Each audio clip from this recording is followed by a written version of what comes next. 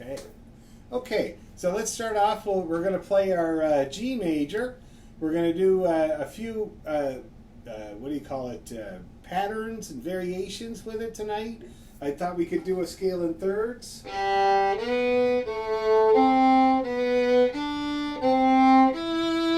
I thought maybe we could also try arpeggio inversions.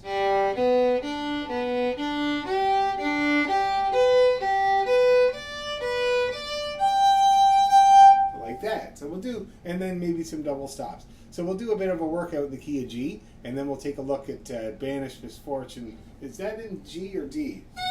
Oh, that's in D. Okay, well let's start our workout in the key of D then. All right, we're going to start off with a D major scale. Dog. Starts on the D string, goes right up to E3, and down to G1. Okay, so we're starting on the D string. Ready, go.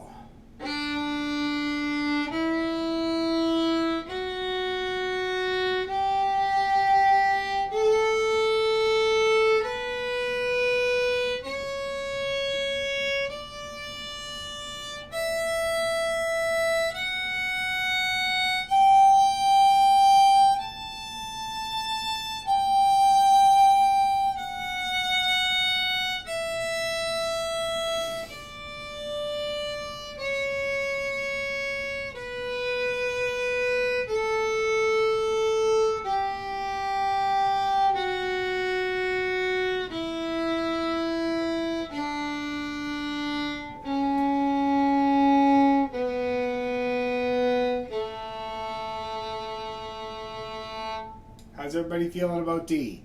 Not too bad? Okay, now let's try this. I'll demonstrate first, because I don't think we've done it in this key.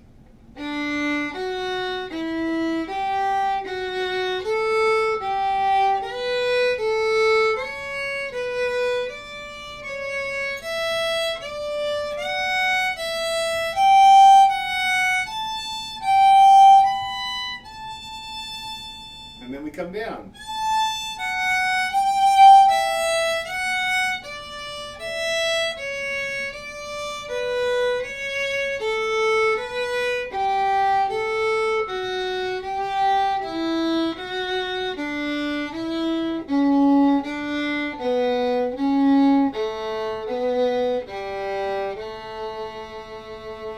That's what it sounds like in thirds, okay? So let's give it a try. Let's see what happens. Open and then 2 on the D string.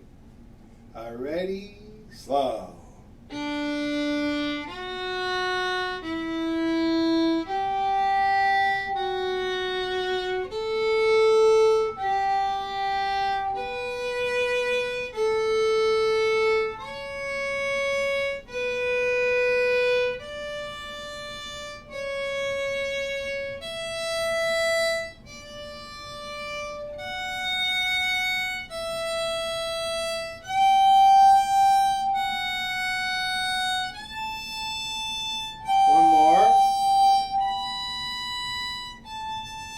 Now we come down. 3, 1.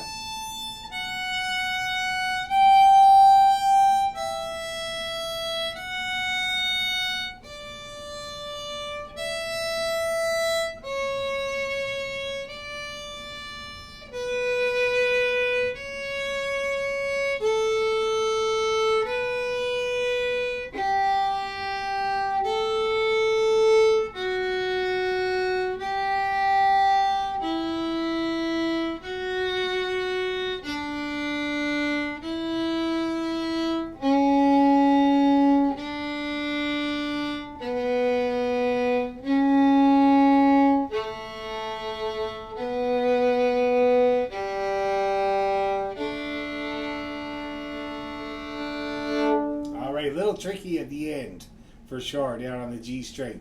Anybody having any problems they need me to help with, or should we just try it again? Again! Such a good exercise, especially for fiddle playing. Ready, 2, 3, go.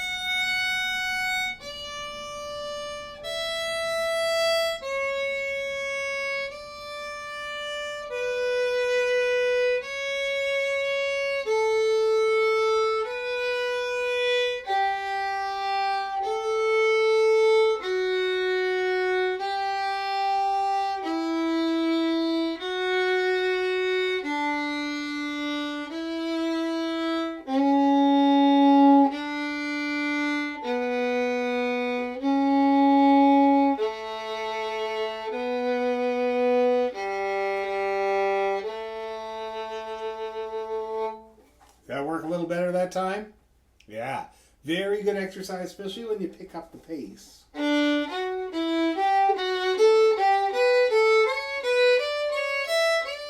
Very good for the dexterity. Now, I had, just before you guys came on, I was teaching Tilly, who is lives in LA, in California. And she's 11. And we were doing her first time trying to scale in thirds. And so before we did it, I asked her to do this, right? I was like, can you do this? And she tried so hard. It took her, I think, 7 to 9 minutes to finally get it to work. So I'm putting that in the bank, because whenever I get people to try to do this, it's usually adults of a certain age, and they're always like, oh, I'm too old, I can't do it, it must be my age. It's not that. Even the 11-year-old kid couldn't do it. So it's this, and then this, and then this, and then this. And it's hard to do. Really hard to do.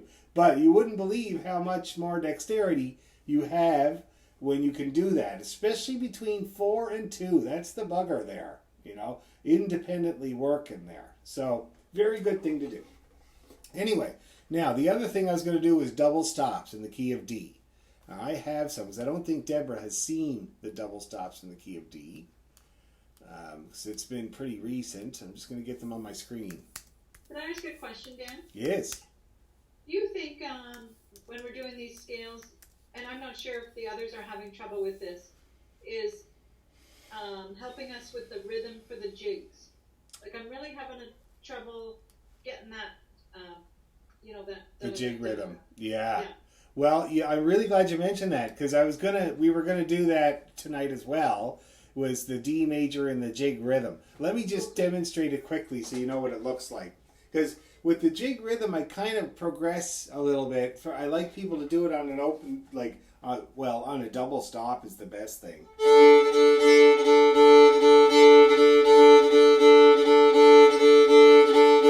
And then to do it in a scale in triplets. So a scale in triplets is where you take each note of the scale and you play a triplet on it, starting with with that note of the scale. So.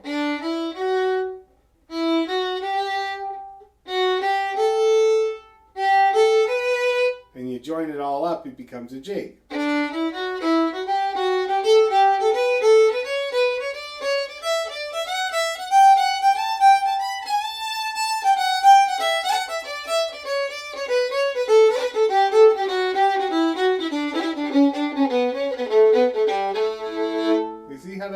There. It's and the nice thing about that is once you get the pattern, you don't have to think about it. You don't have to try to remember the next bit of the jig or anything like that. It's just a pattern your fingers can do, and you can think about your right hand, which is really what's important. So let's do these double stops, and then we'll give that a try. We'll explore a little bit the jig rhythm in the key of D, but I think it's always best to start on a double stop anyway. So I'm going to get these double stops up on my screen, and we're going to give them a try. Okay, let's see here. I'm not too good with my double stops. The other teacher's is going to be working with me on those. Okay, I have lots of tips and tricks for you there, Deborah. They're not easy. That's why I've been doing them with people over the last little while, is to get a little stronger with them, because it's a bit of a challenge, and there's so many misconceptions. The most common misconception is that you push down to get 2 strings, but you don't, you angle. Yeah, you angle and move, okay? But I can play double stops and I'm not supposed to. I know, indeed. Well, the good thing about practicing double stops, though, is that it stops you from doing that. If you know where the other string is, then you can try to avoid it, right? Now, I'm going to share my screen so everybody can see these double stops. Everybody see that okay? Starts off with G1 and open D. That's double stop number 1 in the key of D for me. End a tune that way. Really nice. The next one is open A and open D. And then we got D2 and open A, the third. And then we got the opens again.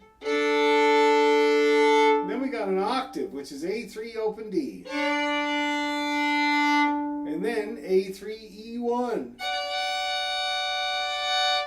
And then at the very top it's an octave. And then you got back to the third. Back to the octave. Opens. D2 open A, a third. Opens. And then the G1 open D. That's it. That's them. That's the D major double stops. Now, let's start off nice and slow. 2 bows, a down bow and an up bow for each set of double stops. Nice and slow. 1, 2, 3, go.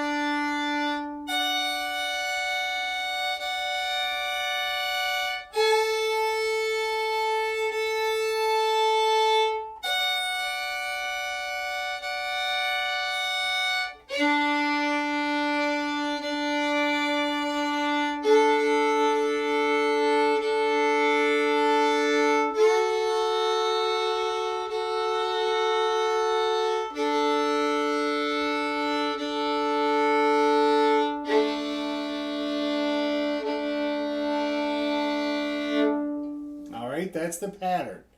So we're going to try it again. Anybody got any problems or questions, or just to keep trying it? Let's do it. One more time. Nice and slow. Ready, slow.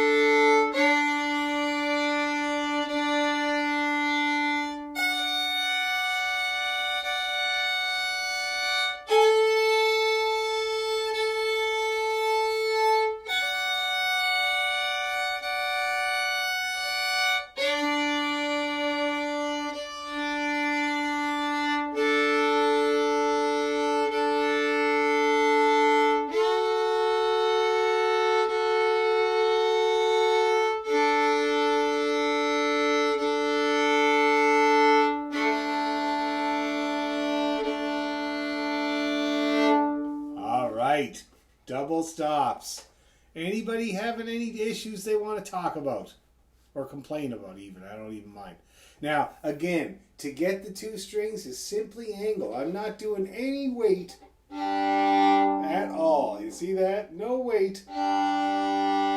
Just the angle of the bow on the strings. The other thing is that if you do put weight on one string or another, it tends to make the string go flat. So I'll show you. You hear that flatness happen there?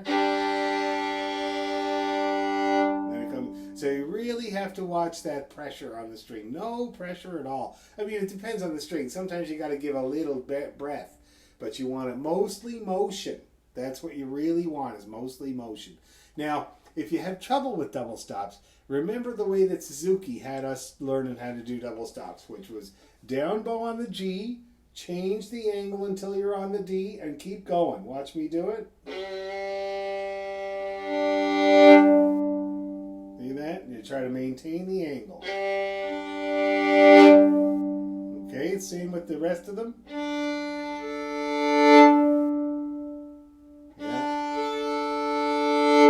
And same with the last one. Yeah, that's good. And then you can also do it on the up bow, joining it with the string below.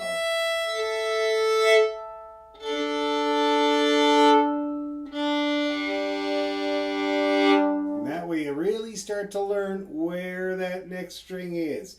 Also important to try to do it like this rather than like this, because A tiny move at elbow level is a huge move at string level. So it could kind of get you right off of that string if you use your elbow. So little movements like this are what you want. Your tiller, that's what I call it. Okay?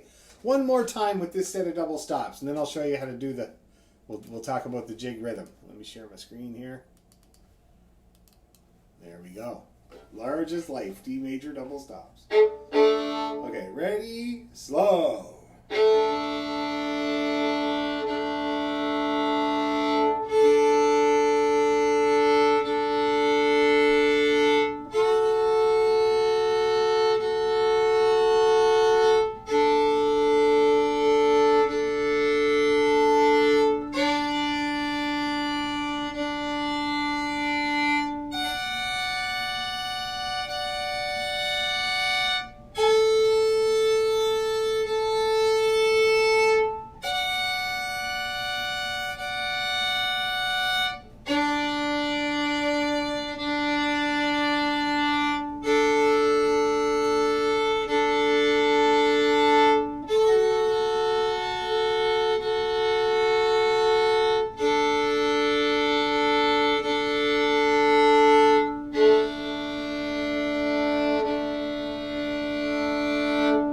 Mine were awesome. Oh, and here's Diana. Or Simone, either one or both.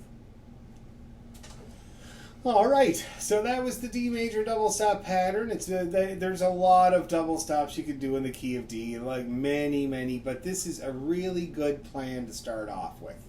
Can you send that to me, please? I will, indeed. Yes, I will. It's easy to follow with writing on it. Yes, and also it uses all the arpeggio notes. Like each one of those notes in the pair that you're playing all the way through are arpeggio notes in the key that you already know how to play, right? Each pair. So that's why it's such a good place to start. Of course, there are a million variations of double stops you can do in D, but you can't go wrong with these ones here, especially to start off with, okay? Now, let's talk about doing, there was one there that we did a lot, which is open D and open A. So, jig rhythm. I'm going to play a few bars of jig rhythm on the double stop of D and A, and I want you guys to watch my arm. What you might notice is that my arm moves twice per measure. 1, 2, 3, 4, 5, 6. My hand does the other ones. 1, 2, 3, 4, 5, 6. 1, 2, 3, 4, 5, 6. 1, 2, 3, 4, 5, 6. See? That's where you get the diddly dippity diddly day diddly diddly day. See that? I'll show you.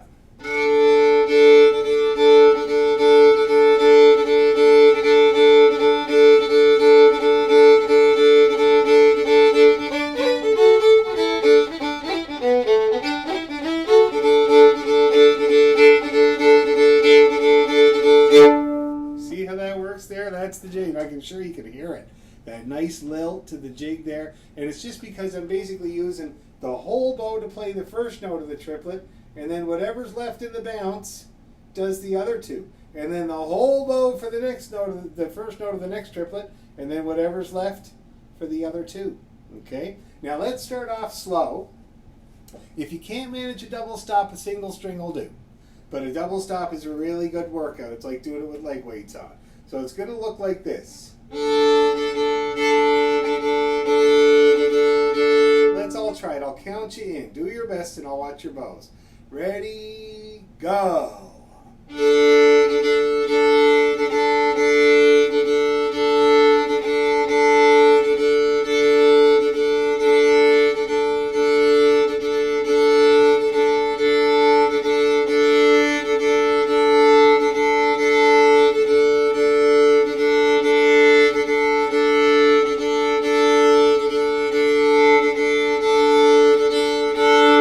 Okay, now I gotta say that everybody looks brilliant. And I'm watching your right hand for the most part, people that I can see, and I see some wrist movement. Very, very good. Let's try a little faster. So it's gonna. I'll count you in. Ready. And.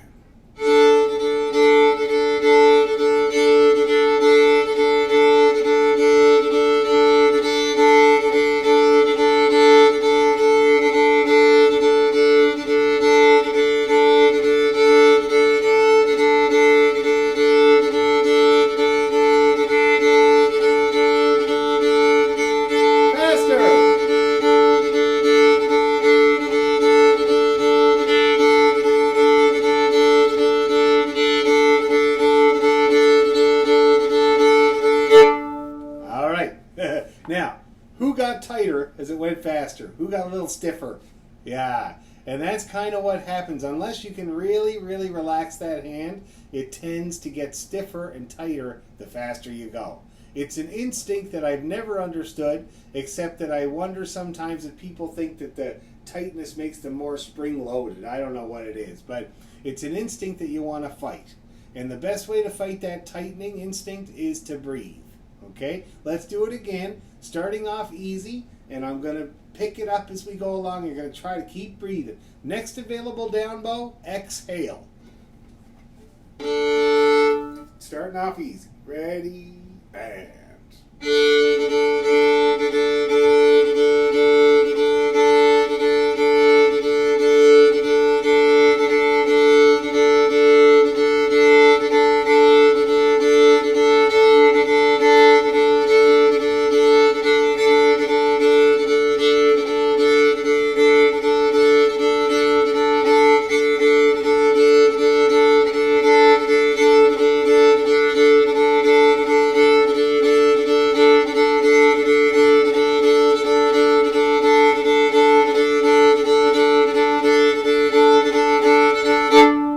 Not too bad, ladies. Not too bad at all. So I could see an active effort to relax the right hand. Because I watched them, all of you guys kind of got a little stiff, and then I saw it loosen up again.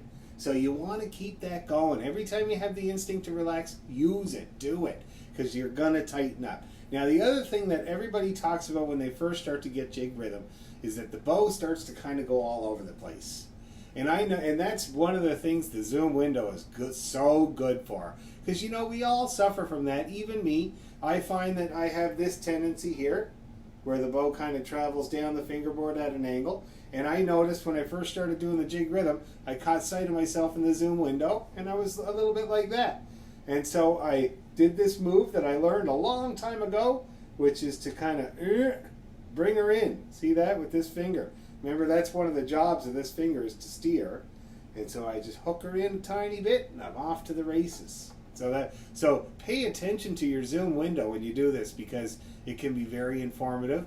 But if you're getting the jig rhythm, let that all go to hell at first. You can always straighten it out and tighten it up. But at first, to get the fundamental rhythm is the most important thing. So if it makes the bow wander a bit, don't worry too much about it until you can make a change to that as well. Okay? But you can keep an eye on yourself, see how you do first going up. Let's try it again. One more try. Okay. I love this key. It's my favorite key, I think. Ready, go.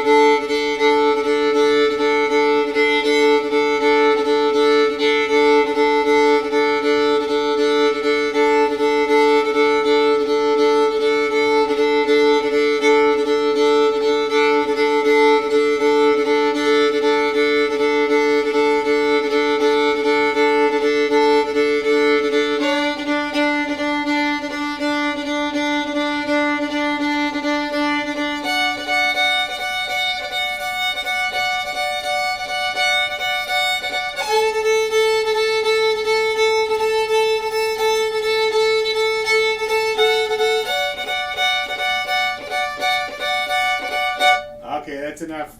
That's the other thing with any groove. When you're learning a groove, when you're first learning a groove, it's very important to take small bites, because the longer you try to do it, for a lot of people, the worse it gets. All right? Most people have success for a while and then it deteriorates. So I always say when it starts to deteriorate, leave it. Come back to it. Okay? But the first stab is usually the better one. Now, Deborah had to go and get rid of a bear or something like that. So I hope she's going to be all right. My dog saw another dog outside. He was going crazy.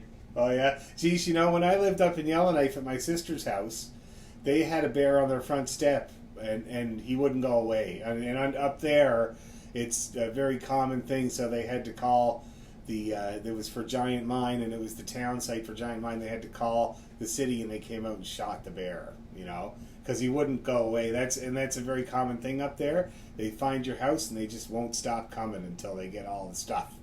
And she had a little girl at the time, and she also had the neighbor of theirs had a dog. And one day I opened the door, and the dog, her name was Macy, was getting taken advantage of by a sled dog. And sled dogs up there, like everybody thinks about them like, oh, it must be nice to have all these dogs. They're basically wolves. Like they're like one step away from it. They're wild. They live completely feral. In the summertime, the guys that I knew that mushed dogs would take them to Dog Island in Yellowknife, where they would just roam free for the whole summer.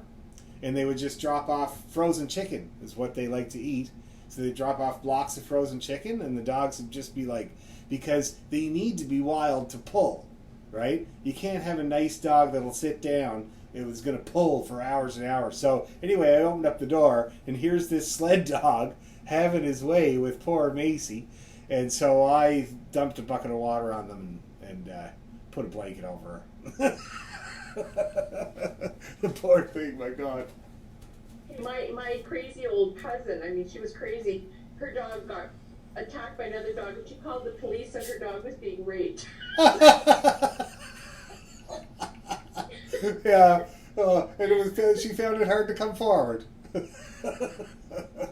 Now, any feedback about the jig rhythm on the double stop or any other aspect of it, of the jig rhythm? I know it's just an introduction, but any feedback?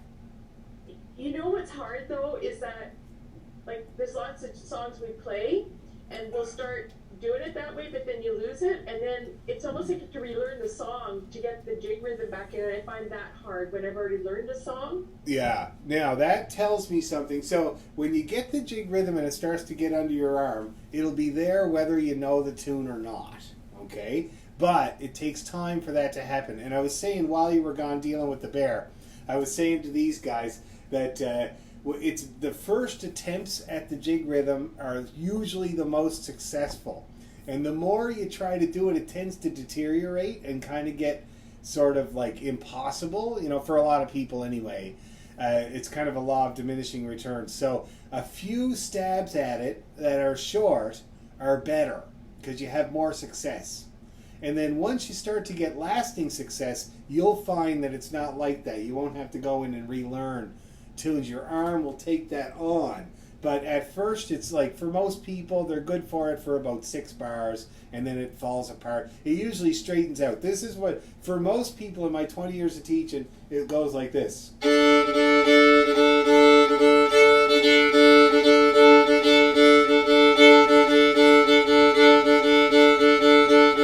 that's it. And the problem is, for most adults, is they don't hear when that change happens. To them, it kind of feels the same, so they think they're practicing it right when they're not. They're straightening it all out, right? So that's why I say the first attempts are usually really good for most people, and then it deteriorates. So you can try to pay attention to the deterioration, and as soon as you start to hear it flatten out, just leave it. Come back to it. Do something else, come back to it. Little spurts are way better for a rhythm, okay? Anybody else have any feedback or anything to share or anything? Complaints?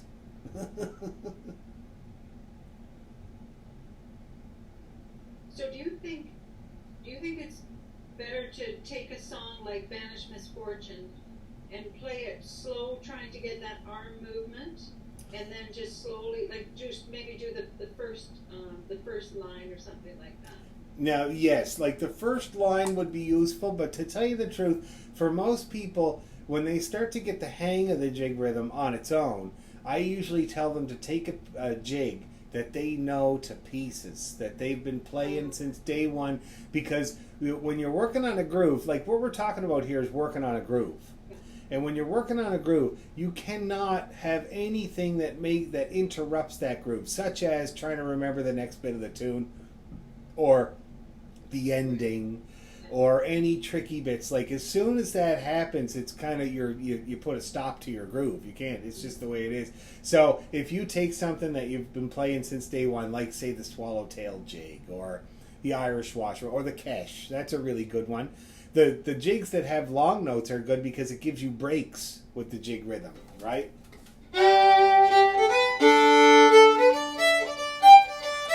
Break time.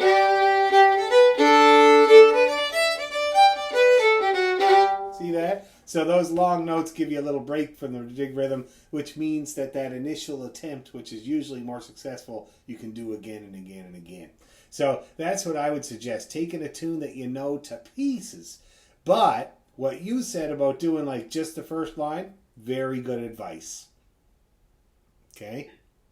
Yeah. Do other people find the jig rhythm hard? Oh, a lot of people do. I call them white people. Most white people find it hard to get the jig rhythm under there, you know. Now, it is easier, I will say, for most people, it's easier than the real rhythm. Because the real rhythm, so you got the jig rhythm, I'll just do it in the key of D. So.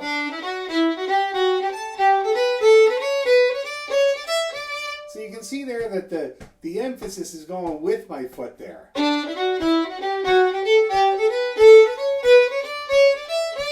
See that? So that's, for a lot of people, that's, you know, more intuitive than a reel, where the emphasis goes opposite your foot.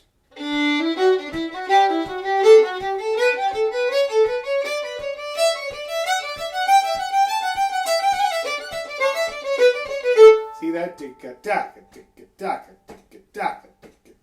That one is the really much harder one, but both of them, everybody that I've ever taught has had trouble, you know, like it takes a little bit of doing. That's why I came up with the jig, the scale in triplets. That's why I came up with the doing it on the double stop, because it takes those steps to get it in there. You know, it's something about, you know what it is, I find, it's something about people that have not done a lot of dancing or have not played for dancers, you know. That's because you're trying to get this rhythm into your body, you know. So that's what I find is in the way for most people. All right, now let's take a look at Banish Misfortune.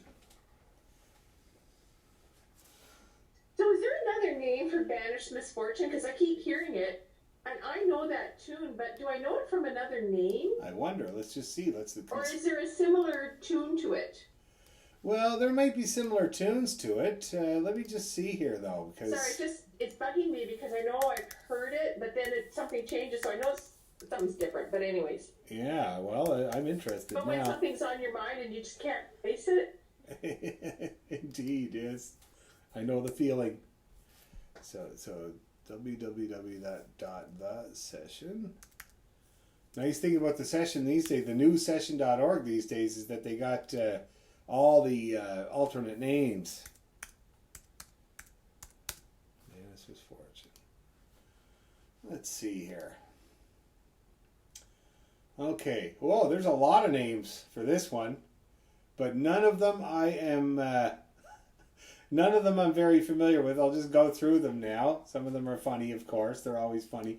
Banish Misfortune. And then there's some Gaelic unpronounceable names, which also mean Banish Misfortune. The Horse Under the Stairs. Never heard that one for it. The Humours of Mullinafauna. Never heard that one. The Little Bag of Meal. No. Mammy's Horse is Dying. Nope, can't say I ever heard that title. The Mangled Badger. Nope, not ringing a bell so far. Some impronounceable Irish word. The Stoat That Ate Me Sandals. Never heard that title for it, I gotta say. And my favorite one at the very end, and you'll have to excuse me, is The Whore Amongst the Nettles Roaring. Which she would be. I'm sure it'd be terrible. But you could be getting it mixed up with the Blarney Pilgrim. Because the Blarney Pilgrim has been recorded with this tune quite a lot. It goes like this.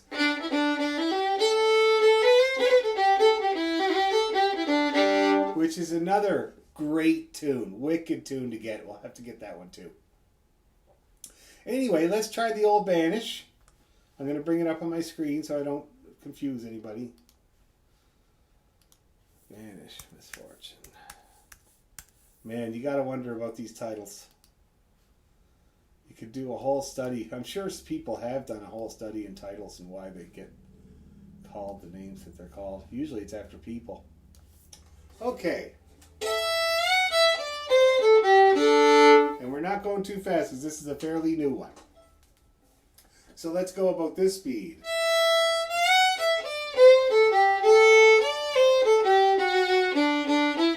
I'll count you in. 1, 2, 3, and...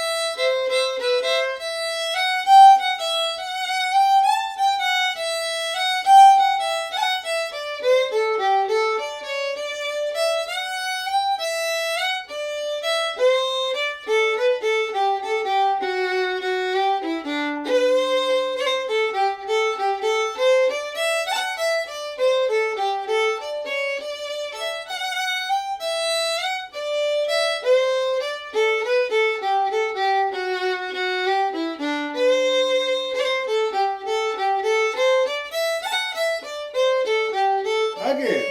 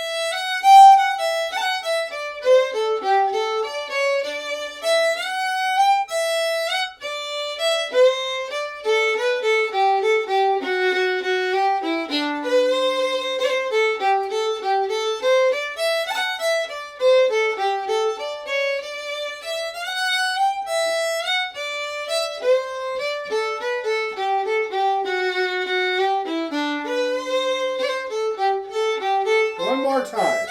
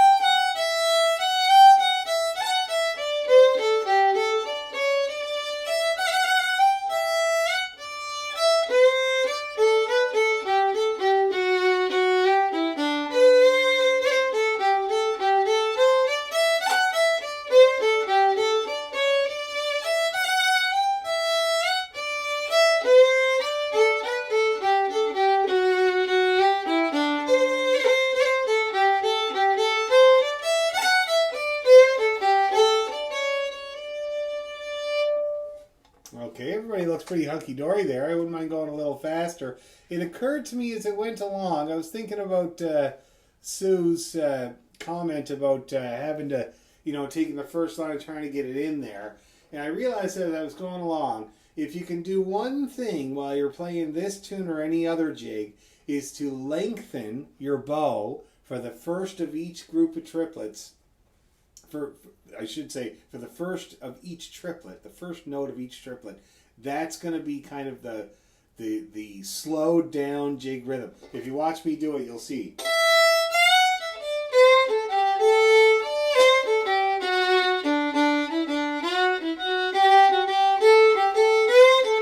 See how that works there? I mean, it's too slow to hear the rhythm, but you can hear that as soon as it speeds up, it's going to get in there. You see that? Same approach with the bow. Let's go slightly faster and see if we can get that going. Okay, slightly faster. Okay.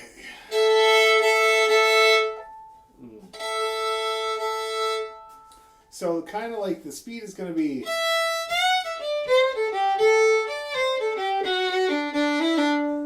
Let's do it. Looks like it's going to work. 1, 2, 3.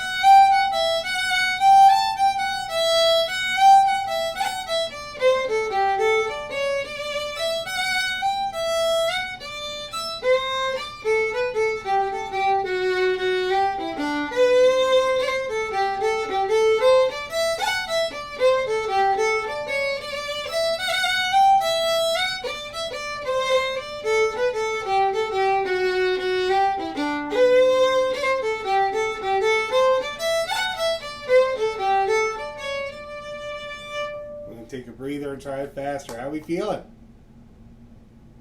It's a long one. It's a 3-parter. It's got a lot going on for sure. I'm rusty. I'm a little rusty here, so. Let's get out the WD-40. Okay, so we're going to try it a bit faster. Let's see what's going to be a manageable tempo.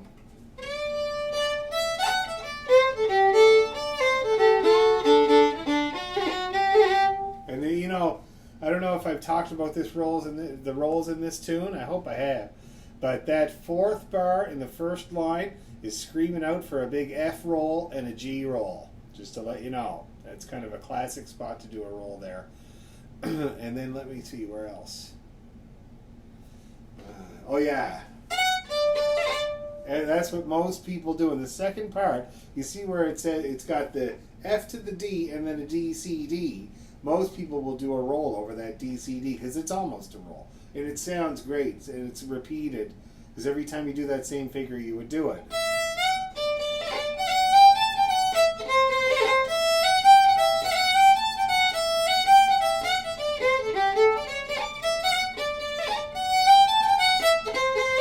It's really nice. So that's one option there. Trying to think of anything else. Oh yeah, C roll. First bar of the last line. Everybody does a great big roll on that.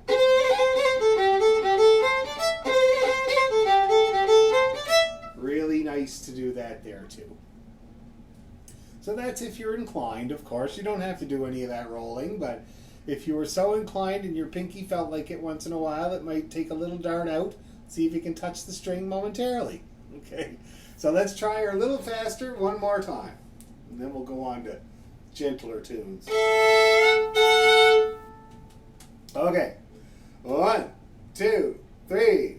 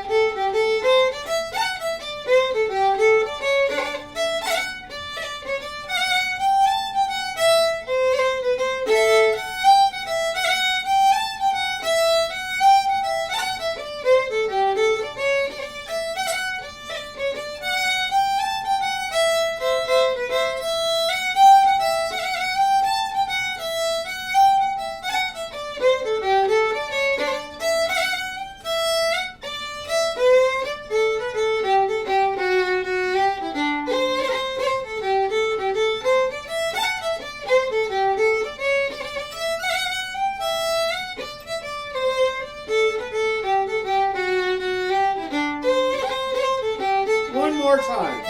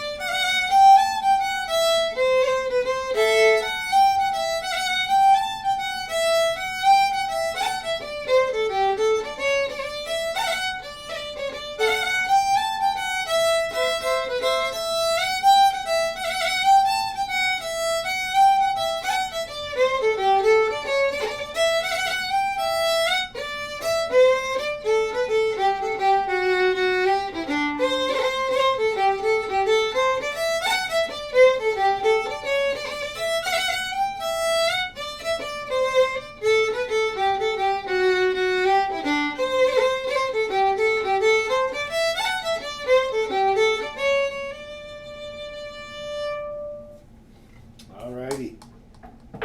How are we all feeling now? That was a long stint of playing. So I need to practice. Yes. So with me, it's a couple of words stick in my head always.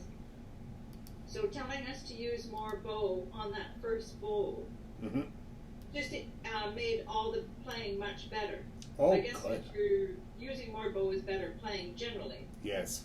it helped with getting that bigger bow to then make the smaller bows. Do you know what I mean? Yes, that's great. That's great. Now the challenge when we go up to speed is to try to get all that bow into one beat, right? And that's, you know, like that. People tend to shorten as they get faster, but when I play a jig, I try to lengthen the whole time, and that gives it a nice strong rhythm. And the next thing you know, all the arses are up and they can't help it. They're flying around. And that's kind of how you achieve it. So it's very good to hear that. We'll keep at it. We'll keep working on it. It'll get faster and smoother. Now let's get out the old Ashogan. Now I got to see what I sent you guys. Ashokan. Let's see here. Oh yeah. 2021. Oh yeah, here we go. Now, does anybody need a copy while I got it up here? Does everybody find it okay there? Because I can put it up on my screen easy enough too.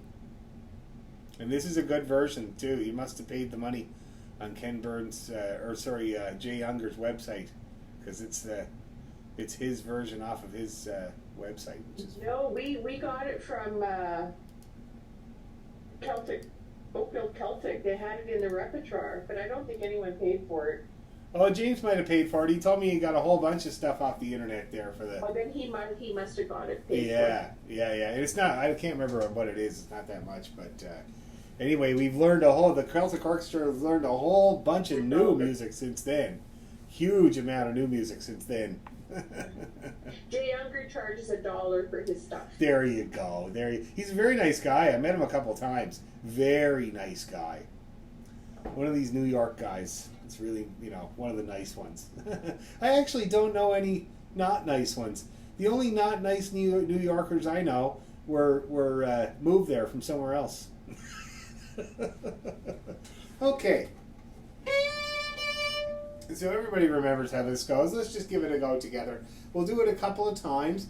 The second time, I am going to fully double stop this tune. Okay? To give you guys an example of all the double stops you can put into this tune, because it's in the key, it lends itself. I never normally would do this many, but I'm going to do it for you guys to give you an idea. Okay? So we're doing it twice. Here we go. 1, 2, 3, 1, 2.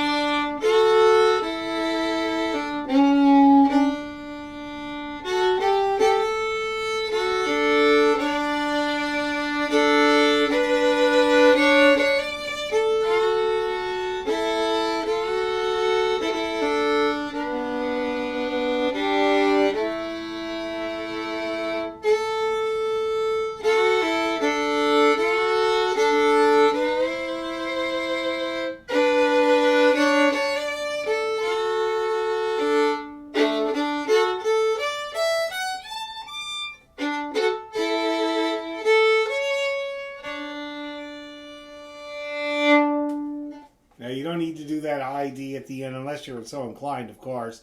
But that's a big challenge there. That high D is a big challenge. And it's basically... That's how you do it. So while you're playing the... You play the F, and then hop up, and then you play your high D. Or, inversely, you can use the A string, the open A string, to make your move, like this.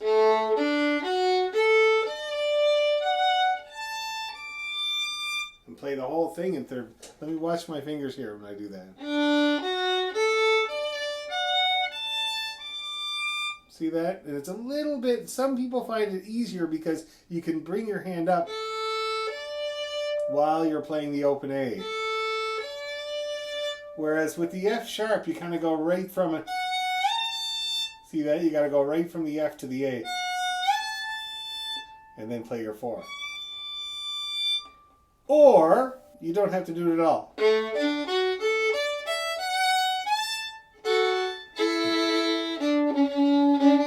Chicken out like I used to when I was a kid.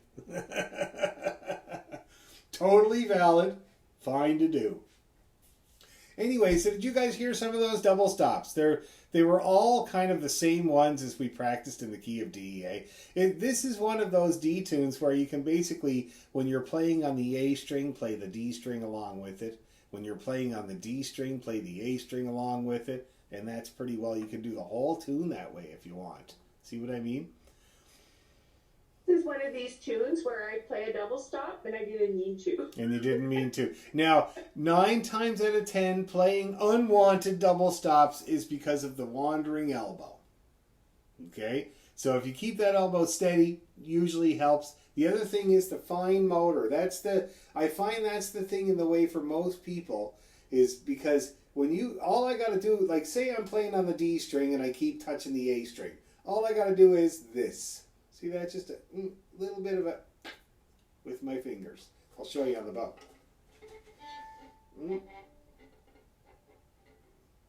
Just like that. If I'm playing on the D string and I can't keep off of the G string, just a bit of this. Yeah.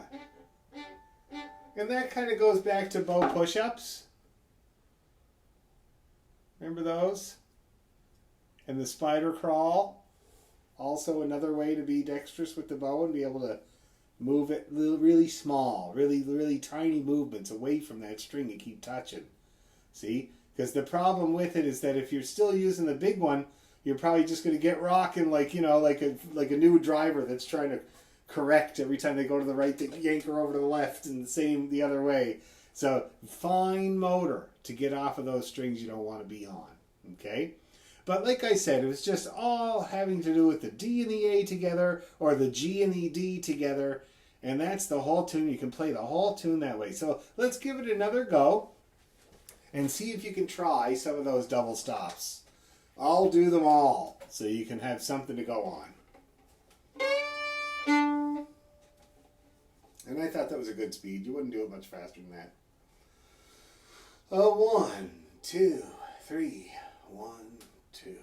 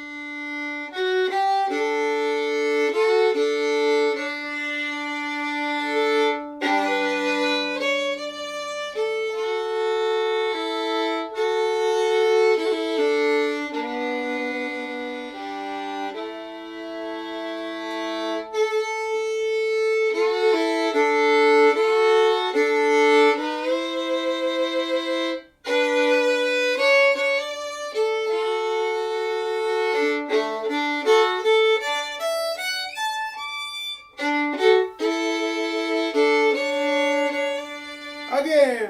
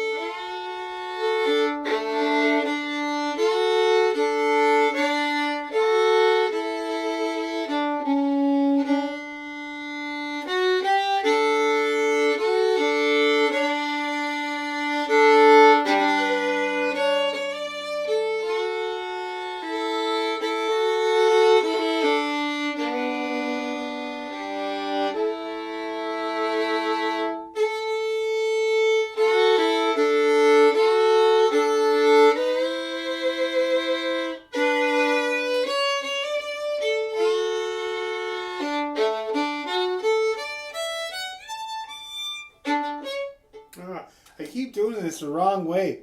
The way I did it with my brother Sean, and I realize now that I'm an adult that Sean might have written out a few things wrong when he was a teenager, maybe.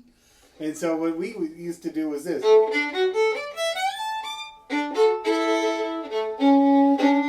But this is different. Goes.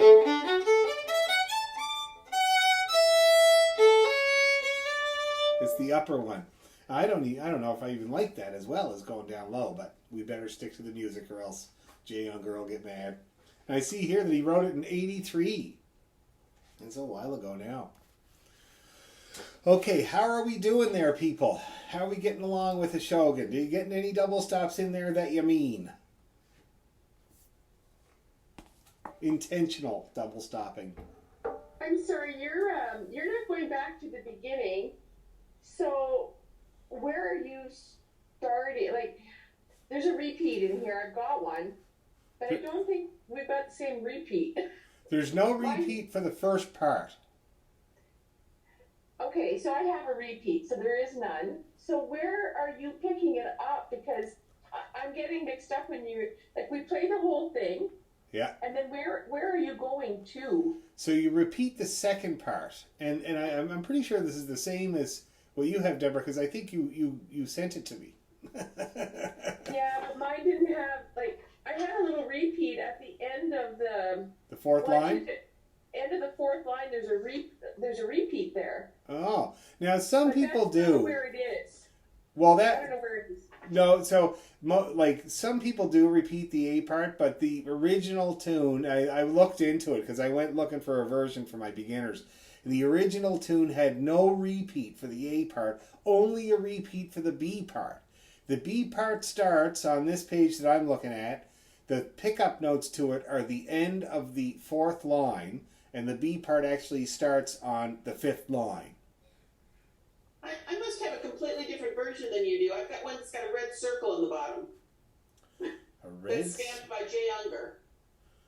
A red circle on the bottom. Yeah, it says something about something music, and then there's no repeats, and it doesn't do the fancy ending. And it doesn't do the fancy ending. I Yeah, wonder where so you I got need that to from. have. I guess I need the copy you guys are using. Sure, I'll send it right now. I'll send it out to everybody. Okay, so the fourth line, the pickup notes, that's where you'll start again. So you play Yeah. the whole thing once, and then the second part, you'll go to those pickups on the fourth, and then just keep going down. Yeah. That's where I'm getting mixed up. Sure, yeah, and Okay. it is confusing because, like I said, a lot of people do play it without repeating the first part. A lot of people repeat the first part. Like Sandy used to repeat the first part all the time, you know. But then all the versions I found on the internet all had a single first part, and then I looked into it. And it was apparently meant for the documentary, because Ken Burns is a unique documentary maker. It's apparently he starts with the music, so the music is there, and he makes the scenes fit over the music. So this particular piece with 1A part and 2B parts was specifically for the thing, the documentary. But you can play it whatever way you want. I've been getting into playing the A part once because I find it a little bit long when you repeat everything. Like, especially if you go to play it twice, then I find it gets really long. So the orchestra has a first and a second part. Oh, of course, yeah. Sandy always played the second part. He always let me play the first part, and he always played the second pretty. part. Oh, It's really pretty. gorgeous. Really pretty. It's beautiful. Yeah. It was written by Jay as well. Yeah. Anyway, so you managed to get a few double stops here and there? Dressing it up a little No. bit? No. Because I got lost. I got lost. Okay. Do you want to try it once more? Let's just do it once more now that you know the roadmap, and I've sent everybody the same hymn book as I'm working off of here, so we can be on the same page, literally. And we'll do it one more time.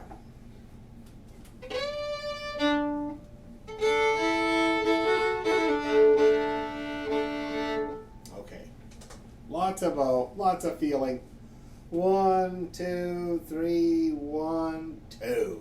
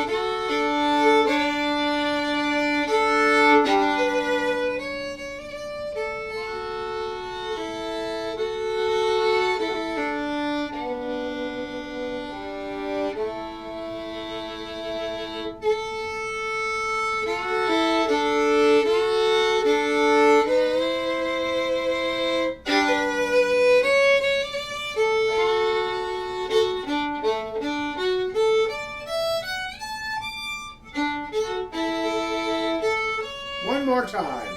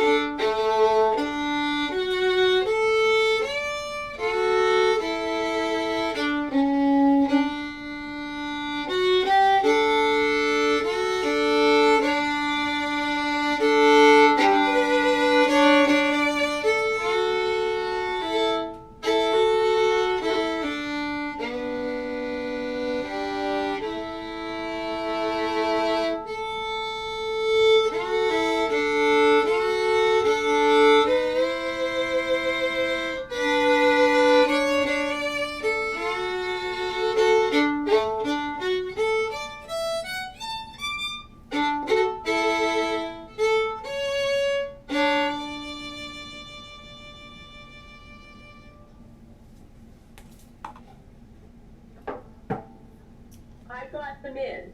Oh, good. That's I really great. looked at it. That's I great. experimented. Now, there's I a couple thought of... the strings work better.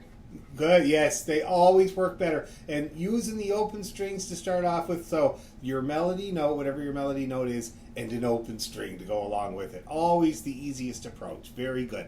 Now, I was going to say, there's a couple of things I want to point out there that I always do. That time around, second time around, I did more what I would typically do rather than everything. Because I find everything to be too much, especially I'm not a bluegrasser, right? I mean, for me, it gets to a certain point and it's like, oh, no, I'm not. That's not what I do. So I do it kind of a little bit more sparing, but there's a couple of things I always do. So...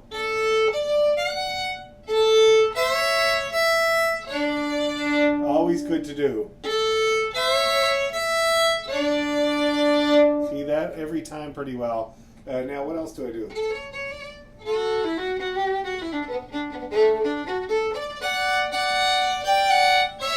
That's such a nice one to do there. So while you're playing, this is the second line, the third bar in. I play so, and then I'm going to play a D with it, just like in the arpeggio, and then a C with that E. See how nice that is and very typical. And I do that pretty well every time, okay? Another couple. I always do that F sharp and A. And then the octave. That's the same pattern. If you see, notice that.